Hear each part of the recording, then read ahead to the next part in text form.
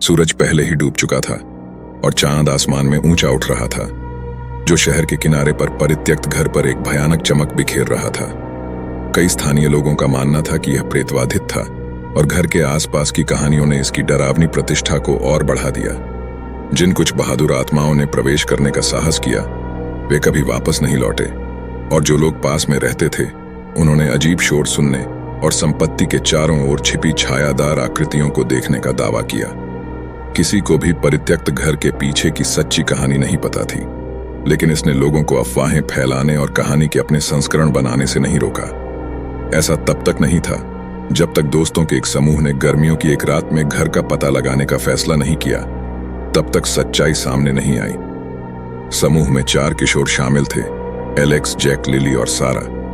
वे रोमांच चाहने वाले थे और हमेशा रोमांच की तलाश में रहते थे। इसलिए जब उन्होंने परित्यक्त घर के बारे में सुना, तो वे उसे तलाशने के प्रलोभन से खुद को रोक नहीं सके।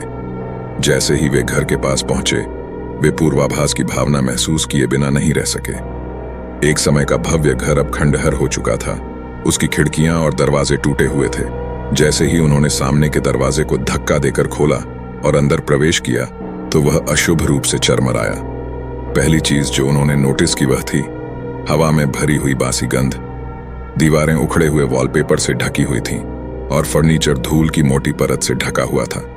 इस घर में मानो समय ठहर गया हो। अपनी प्रारंभिक बेचैनी के बावजूद समूह ने खोज जारी रखी। उनकी जिज्ञासा उन पर हावी हो गई।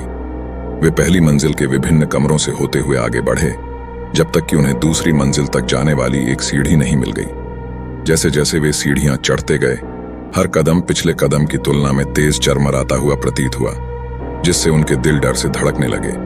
जब वे शीर्ष पर पहुंचे, तो कई बंद दरवाजों वाले एक लंबे गलियारे ने उनका स्वागत किया। उन्होंने सावधानी से प्रत्येक दरवाजा खोला और उन्हें खाली कमरों के अलावा कुछ नहीं मिला।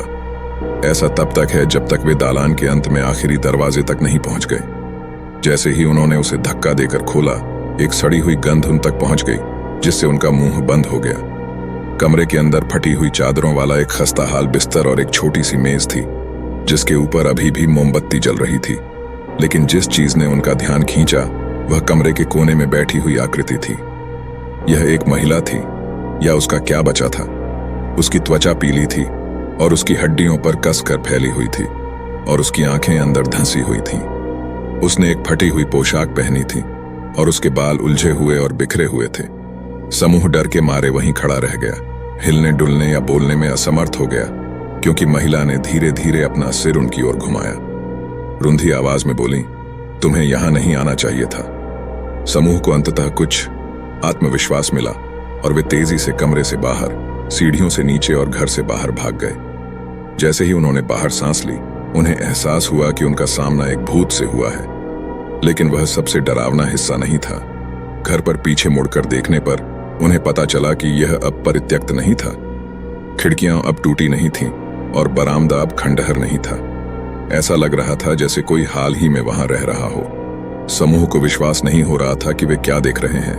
उन्हें हाल ही में एक परित्यक्त घर में एक भूत का सामना करना पड़ा था, जो अब नया था। रहस्य को उजागर करने के लिए दृढ़ संकल्पित होकर समूह दिन के उजाले के दौरान घर लौट आया।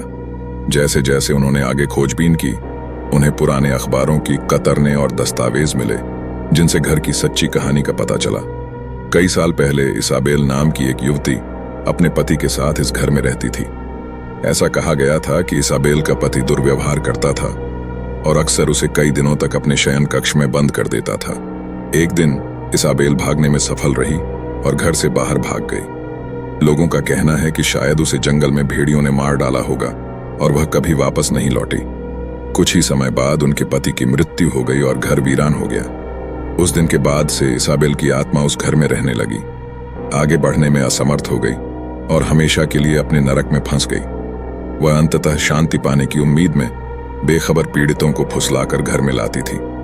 समूह ने तुरंत घर छोड़ दिया, यह महसूस करते हुए कि वे भाग्यशाली थे जो अपनी जान बचाकर बच गए।